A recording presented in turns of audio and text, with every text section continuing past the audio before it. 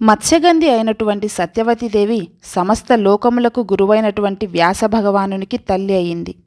కౌరవ సింహాసనం శూన్యం అయిపోయేటువంటి రోజుల్లో ఆ సమస్యను పరిష్కరించగలిగినటువంటి దృఢచిత్తంతో నిలబడగలిగింది.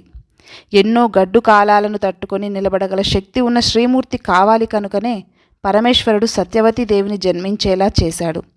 మహాభారతంలో సత్యవతీదేవి చాలా తక్కువసేపు కనబడినా ఆవిడ పాత్ర అనన్య సామాన్యం. గొప్పవాళ్ల పుట్టుక వెనుక ఉన్న కథలు ఎంతో అద్భుతంగా ఆశ్చర్యంగా కనిపిస్తాయి. ఇంతటి గొప్ప శ్రీమూర్తి పుట్టుక ఎలా జరిగిందో ఇప్పుడు తెలుసుకుందాం. ఒకానొక కాలంలో ఇంద్రుడితో సమాన బలపరాక్రమాలు కలిగినటువంటి వసువు అనే రాజు చేది రాజ్యాన్ని పరిపాలిస్తుండేవాడు. ఈయన లోకంలో ఉన్నటువంటి గొప్పవారి చేత మహాత్ముల చేత కీర్తింపబడినవాడు. ఒకరోజు వసువు వేట నిమిత్తమై అడవికి వెళ్ళాడు. అడవిలో ఉన్న ఆశ్రమంలో తపస్సు చేస్తున్న ఋషులను చూసి, ఆహా, మనిషి శాంతంగా బ్రతకడం అంటే ఇది, రాచరికం ఐశ్వర్యంలో ఏమిటి నేను పొందింది, ఇక వద్దు అని నిర్వేదం చెంది సైన్యాన్ని దూరంగా పంపి అస్త్రాలు శస్త్రాలు పక్కన పెట్టేసి ప్రశాంతంగా కూర్చొని తపస్సు చేయడం మొదలుపెట్టాడు. వసువు పొందిన శాంతికి ఇంద్రుడు పొంగిపోయాడు. ఇప్పుడు ఇంద్రుడు దేవతలతో కలిసి వసువు దగ్గరికి వచ్చి ఒక దివ్య విమానాన్ని ఇచ్చి, నీవు నాకు సకుడవు, ఈ విమానంలో నీవు స్వర్గలోకానికి వస్తూ ఉండు అని చెప్పాడు. ఆ విమానంలో స్వర్గానికి భూమి మీదకి తిరుగుతుంటాడు కనుక ఈయనని ఉపరిచర వసువు అంటారు. నీకు ఈ విమానంతో పాటు నీ శరీరానికి కూడా దివ్యత్వాన్ని ఇస్తున్నాను. ఎప్పటికీ వాడని మాలను ఒకటి నీకు ఇస్తున్నాను. ఇది వేసుకుని ఉంటే నీ శత్రువులు విడిచిపెట్టిన బాణాలు నీ శరీరానికి తగలకుండా కాపాడుతుంది. దీనితో పాటు దుష్ట శిక్షణ శిష్టరక్షణ చేయడానికి వేణు ఇష్టిని ఇస్తున్నాను. కాబట్టి నువ్వు చక్కగా సంతోషంగా కాలం గడుపు అన్నాడు. దేవేంద్రుడు ఈ వరాలన్నీ ఏ సంవత్సరంలో ఏ తిథినాడు ఇచ్చాడో రాజు గుర్తుపెట్టుకొని ఆ రోజు ఇంద్రోత్సవం చేస్తుండేవాడు. ఈయనని చూసి పక్కదేశపు రాజులు కూడా ఇంద్రోత్సవం చేయడం మొదలుపెట్టారు. ఈ ఉత్సవం చేసే రాజులందరికీ కూడా ఆయుర్దాయం పెరుగుతుంది, సంతానం వృద్ధిలోకి వస్తుంది. వారు పరిపాలించే భూమి మీద ఉన్న ప్రజలు సుఖశాంతులను పొందుతారు. ఆ ఇంద్రుడు ఇచ్చిన వరం వల్ల వసువుకి బృహధ్వజుడు, మణివాహనుడు, సౌబలుడు, యదువు, రాజన్యుడు అనేటువంటి 5 మంది కుమారులు జన్మించారు. ఇలా కాలం గడిచిపోతుండగా రాజధాని నగరానికి దగ్గరలో శుక్తిమతి అనే నది ప్రవహిస్తుండేది. పక్కనే ఉన్న కోలాహలం అనే పర్వతానికి శుక్తిమతి అనే నది నచ్చి ఆ పర్వతం వచ్చి నది ప్రవాహానికి అడ్డంగా పడింది. ఆ శుక్తిమతి అన్న నది పొందిన పరితాపాన్ని రాజు అర్థం చేసుకున్నాడు. ఆయన వెళ్ళి ఆ పర్వతాన్ని కాలితో తన్నగా అది ఎగిరి ఎక్కడో పడిపోయింది. ఇక్కడ సమస్త ప్రాణుల యొక్క క్షేమాన్ని రాజు ఎలా చూడాలో చెప్తోంది. ఒక నది యొక్క ఆవేదనను రాజు అర్థం చేసుకున్నాడు. కానీ ఆ పర్వతం నదిలో సంగమించిన కారణంగా ఆ నదికి శుపదుడు అనే కొడుకు, గిరిక అనే కూతురు జన్మించారు. వాళ్ళు మనుష్య శరీరంతో పుట్టారు. ఆ 2 పిల్లల్ని రాజుకి ఇచ్చేసింది శుక్తిమతి నది. రాజు గిరికని పెళ్లి చేసుకున్నాడు. శుపదుడిని సేనాధిపతిగా నియమించాడు. ఒకసారి గిరిక ఋతుమతి అయింది. ఉపరిచర వసువు యొక్క పితృదేవతలు ఉపరిచర వసువును పిలిచి, నీ భార్య ఋతుమతి అయ్యింది, అందుకని నీవు వెళ్ళి మాంసాహారాన్ని తెచ్చిపెట్టు అన్నారు. గృహస్థాశ్రమంలో సంతానం పొందడమే ప్రధానమైన ప్రయోజనం. ఆమె యొక్క బలం శక్తి బాగా ఉంటేనే లోపల పిల్లవాడు బాగా తయారవుతాడు. పితృదేవతలు చెప్పిన మాట విని అమోఘ వీరుడైన ఉపరిచర వసువు వేటకు వెళ్ళాడు. భార్య అందచందాలను మనసులో తలుచుకోవటం వల్ల వీర్యస్ఖలనం జరిగింది. అది నిష్ప్రయోజనం కారాదు అని చిరగని ఆకుడొప్పలో పెట్టి పెంపుడు డేగ మెడలో కట్టి పట్టుకెళ్ళి నా భార్యకి ఇవ్వమని చెప్పాడు. ఆ డేగ వెళుతున్న సమయంలో వేరొక డేగ చూసింది. ఆ డేగ మెడలో వ్రేలాడుతున్న ఆకుపొట్లాన్ని మాంసపు ముక్క అనుకొని యుద్ధం మొదలుపెట్టింది. ఈ 2 డేగలు కలిసి కొట్టుకోవడంలో డేగ మెడలో ఉన్న ఆకుపొట్లం వెళ్ళి ఒక సరోవరంలో పడిపోయింది. ఆ సరోవరంలో అద్రిక అనే ఒక చాప ఉంది. ఆ చాప ఒక అప్సరస. ఆవిడ ఉద్ధతితో ప్రవర్తించిన కారణంగా చతుర్ముఖ బ్రహ్మగారు చాపగా పుట్టమని శాపం ఇచ్చారు.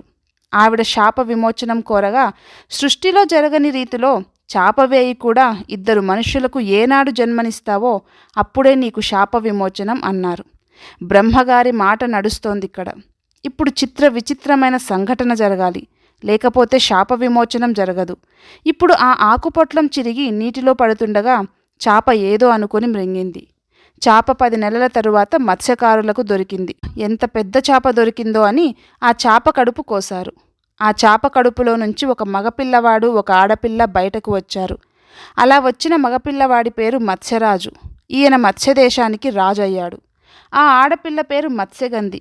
ఆమె ఎక్కడ నిలబడితే అక్కడ నుండి యోజన దూరం పాటు చాపల వాసన కొడుతుంది. ఈ మత్స్యగంధిని దాసరాజు అని మత్స్యకారుడు పెంచుకున్నాడు.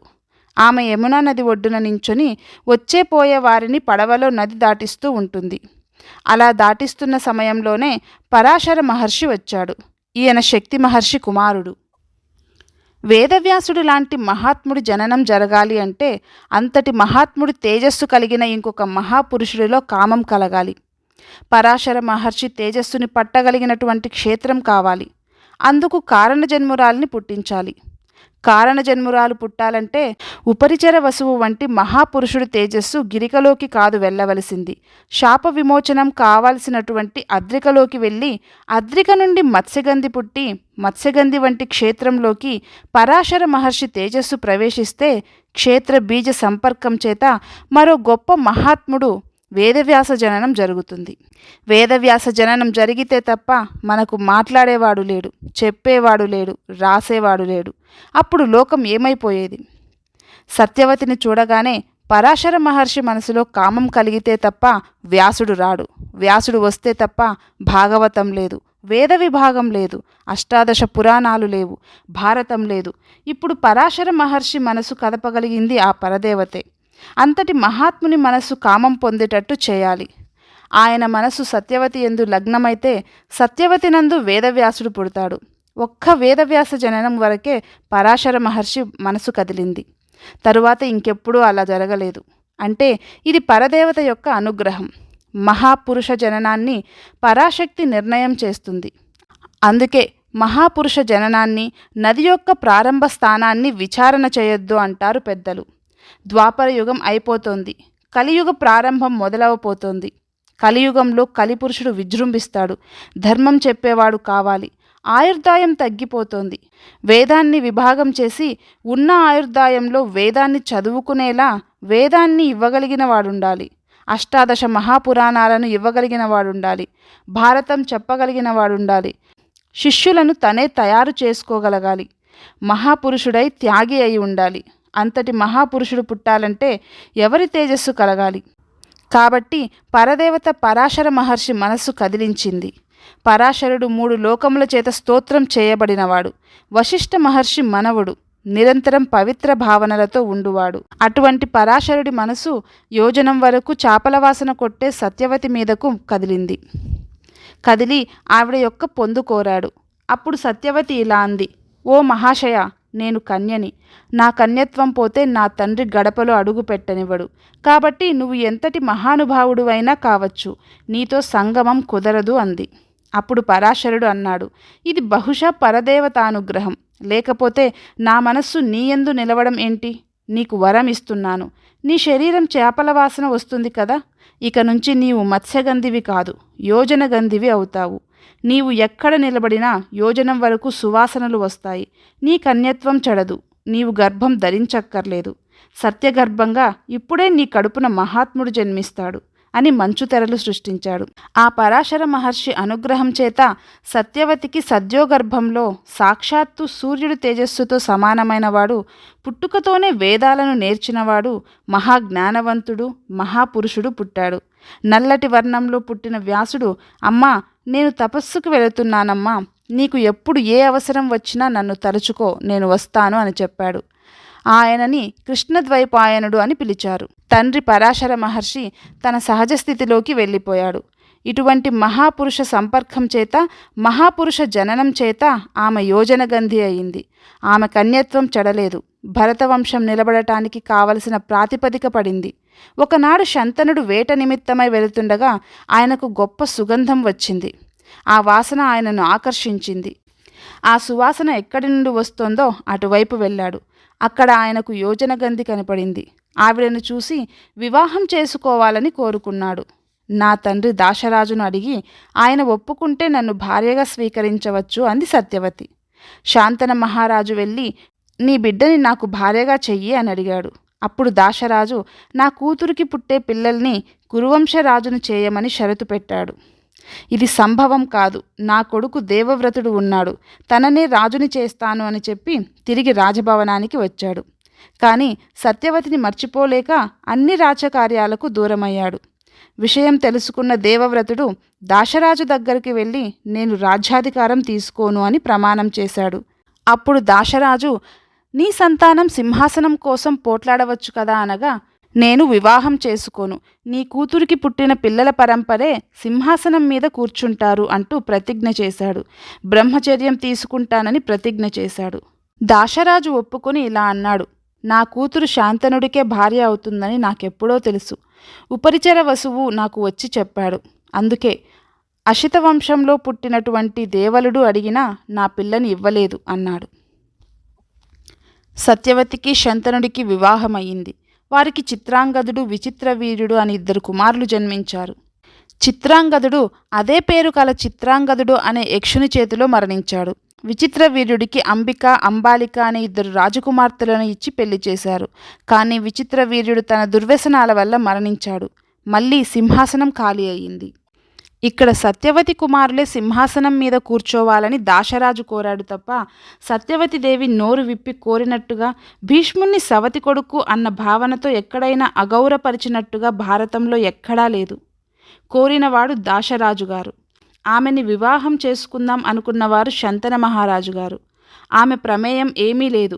ఆమె ఎప్పుడూ భీష్ముడికి రాజ్యం ఇవ్వొద్దని కానీ, భీష్ముడి కడుపున పుట్టే బిడ్డలకి రాజ్యం రాకూడదని కానీ కోరలేదు. తండ్రి అయిన దాశరాజు గారు అటువంటి కోరిక కోరితే నా కోసం చాలా మంచి కోరికలు కోరారు అని సంతోషించినట్లు కూడా ఎక్కడా లేదు.